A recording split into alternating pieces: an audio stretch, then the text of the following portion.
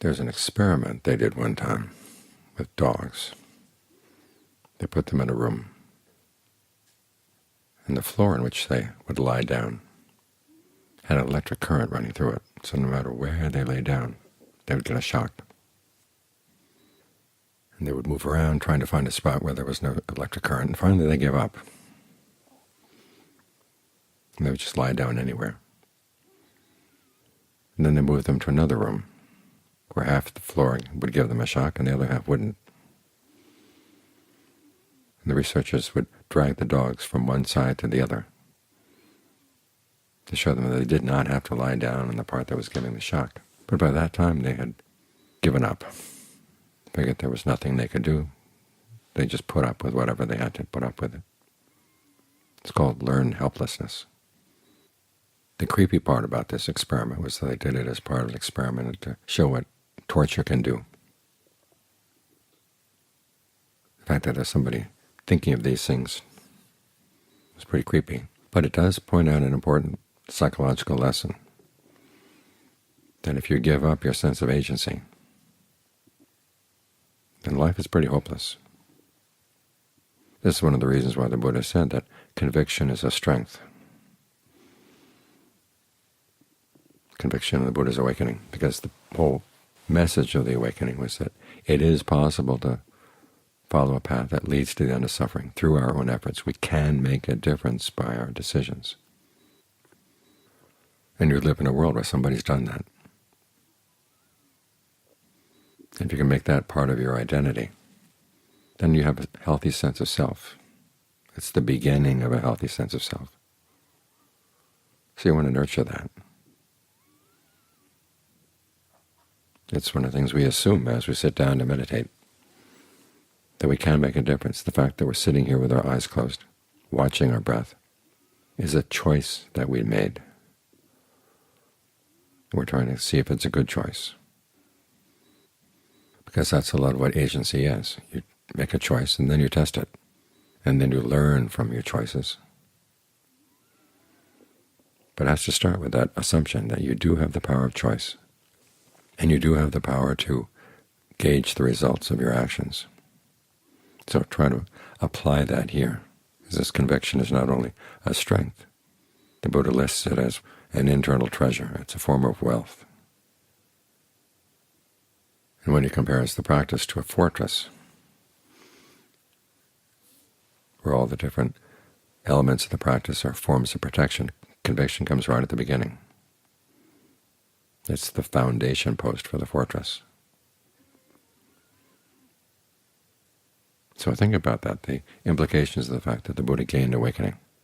And as he said, it didn't come from any special divine powers. It came from powers within his mind that everybody has in potential form, simply that he developed those powers to the ultimate degree. This is one of the reasons why we chant about taking refuge in the Buddha. It means that we see his awakening as an important event, one of the events that shapes world history. It's not just simply a list of things that happened in the past that you can remember or forget, and it doesn't make much of a difference. This is one of those events that has a huge implication for what you can do.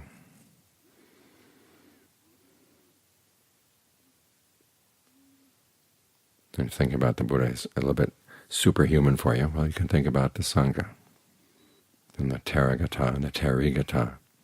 There are lots of verses about monks and nuns who got really discouraged in their practice. Some of them were even suicidal. But they managed to pull themselves together. And the thought that's encouraged is that if they can do it, you can do it too. This may be one of the reasons why those verses were included in the canon to begin with, to show that this is not a path only for superhuman beings. It's for beings who are very human.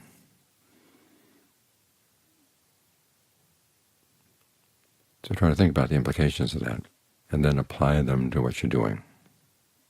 That it does make a difference when the mind is wandering off, that you bring it right back. And even though it wanders off again, that doesn't mean you've failed. You just bring it back again. Learn to develop this as a new habit. You're developing good qualities in the mind. Mindfulness, the ability to keep your breath in mind. Alertness, the ability to watch what you're doing while you're doing it, to see what results you're getting. And then ardency, the ability to put in some effort to do this well.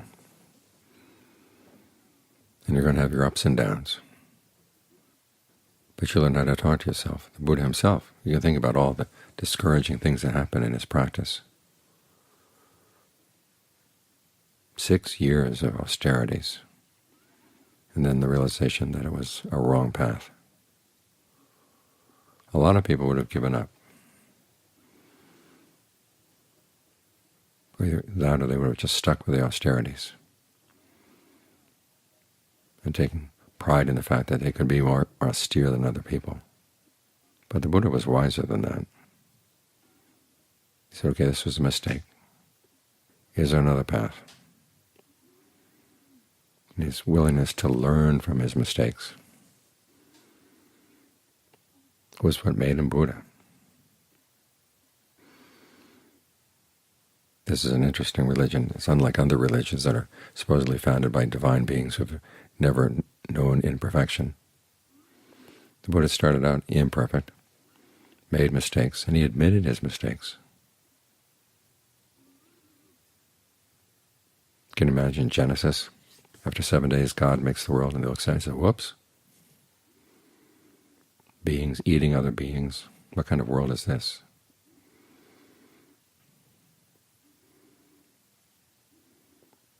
The Buddha recognized his mistakes. He looked for ways not to repeat them. This is what it means to assume agency, that your actions really do make a difference. You can unlearn your helplessness.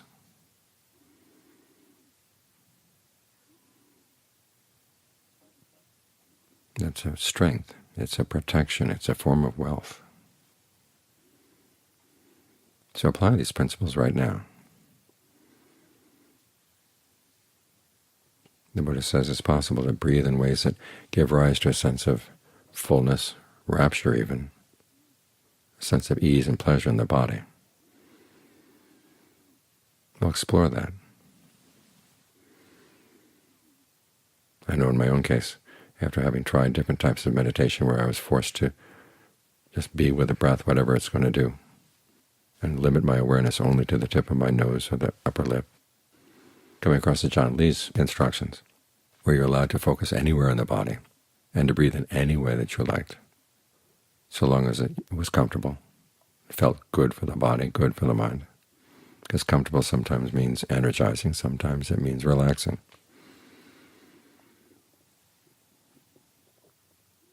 Sometimes it means having a sense of the body as being very solid. Sometimes it has this medium thinking of the body as being very porous.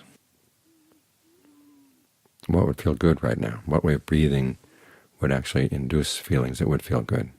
You've got a whole hour here to explore and experiment, because that's the essence of developing meditation as a skill, is that you explore. You take the basic principles and see what you can do with them. And you read in Method 2, the text says to breathe, start with the breath coming in from the back of the neck, going down the spine. And talks about other ways of thinking of the breath energy going through the body. Well, it turns out that Ajaan Lee would also recommend other ways in some of his other Dharma talks. In other words, he gives you some ideas to start with, and then you can run with them. And then you can try running in the opposite direction, see what happens. This is how you learn. This is how you develop your sense of agency and responsibility, seeing that, yes, you can make a difference, and if you're really observant, you can make a good difference.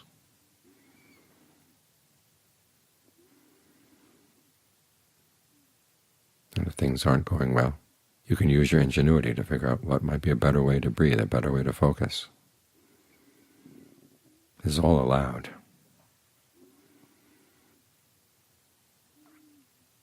In fact, it's encouraged. The Buddha didn't want us simply to recite his teachings and accept them, even for us to use them as tools We're exploring our own minds to see what potentials there are there. As he said, everyone has within them the potential to find something that's deathless. Think about that, deathless, something that's outside of space and time. And it can be found right here, if you look carefully. And you start out by looking carefully at what you're doing and the results you're getting, and then refining what you're doing as a result, on the basis of what you've learned.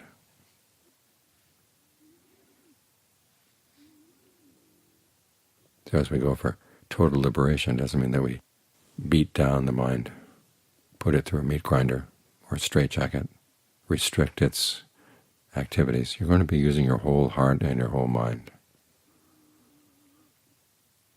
If you want to find total release. And it starts with the strength of conviction. So think about the implications of what it means that you're in a world where someone has gained awakening and is taught the way. What it means about your potentials, the potentials in the world. And see how it makes you a stronger person, a better person, a happier person. Because these changes can be made.